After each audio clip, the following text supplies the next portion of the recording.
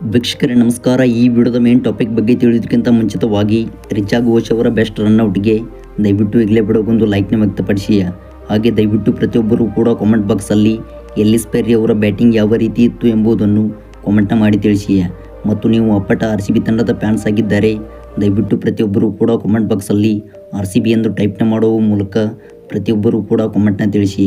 ಹಾಗೆ ಇದೇ ರೀತಿ ಪ್ರತಿಕ್ಷಣದ ಅಪ್ಡೇಟ್ಸ್ಗಾಗಿ ದಯವಿಟ್ಟು ನಮ್ಮ ಚಾನಲ್ನ ಈಗಲೇ ಸಬ್ಸ್ಕ್ರೈಬ್ ಮಾಡಿಕೊಳ್ಳಿ. ಹೌದು ವೀಕ್ಷಕರೇ, ವುಮೆನ್ಸ್ ಪ್ರೀಮಿಯರ್ ಲೀಗ್ನ 9ನೇ ಪಂದ್ಯದಲ್ಲಿ ಚಿನ್ನಸ್ವಾಮಿ ಕ್ರೀಡಾಂಗಣದಲ್ಲಿ RCB ಹಾಗೂ UP ವಾರಿಯರ್ಸ್ ತಂಡವು ಎದುರಾಗಿದ್ದವು. ಇನ್ನು ವೀಕ್ಷಕರೇ, ಈ ಒಂದು ಪಂದ್ಯದಲ್ಲಿ 100% ಸೋತ ಪಂದ್ಯವನ್ನು UP ವಾರಿಯರ್ಸ್ ತಂಡವು ಗೆದ್ದು ಬೀಗಿದೆ. ಹೌದು, ಸೂಪರ್ ಓವರ್ನಲ್ಲಿ UP ವಾರಿಯರ್ಸ್ ತಂಡವು RCB ತಂಡದ ವಿರುದ್ಧ ಭರ್ಜರಿಯಾಗಿ 4 ರನ್ಸ್ಗಳ ಗೆಲುವು ದಾಖಲಿಸಿ ಈ ಒಂದು ಪಂದ್ಯದಲ್ಲಿ RCB ತಂಡಕ್ಕೆ ಸೋಲನ್ನು ಉಣಿಸಿತು.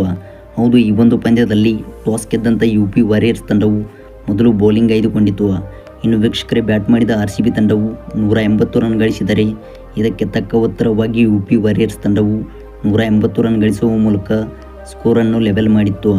ಇನ್ನು ವೀಕ್ಷಕರೇ, ಈ ಒಂದು ಪಂದ್ಯವು ಸೂಪರ್ ಓವರ್ ಹಂತಕ್ಕೆ ಬಂದು ತಲುಪಿತು. ಇನ್ನು ಸೂಪರ್ ಓವರ್ನಲ್ಲಿ ಬ್ಯಾಟಿಂಗ್ ಮಾಡಿದ UP ವಾರಿಯರ್ಸ್ ತಂಡವು 6 ಎಸೆತಗಳಲ್ಲಿ 8 ರನ್ ಗಳಿಸುವ ಮೂಲಕ 1 ವಿಕೆಟ್ ಕಳೆದುಕೊಂಡಿತು.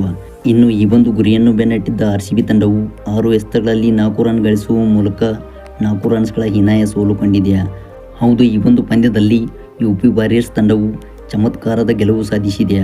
ವೀಕ್ಷಕರೇ, 100% ಸೋತ ಪಂದ್ಯವನ್ನು ಗೆದ್ದು ಬೀಗಿದಂಥ UP ವಾರಿಯರ್ಸ್ ತಂಡವು ಪ್ರಮುಖವಾಗಿ 2 ಅಂಕಗಳನ್ನು ಪಡೆದುಕೊಂಡಿತು.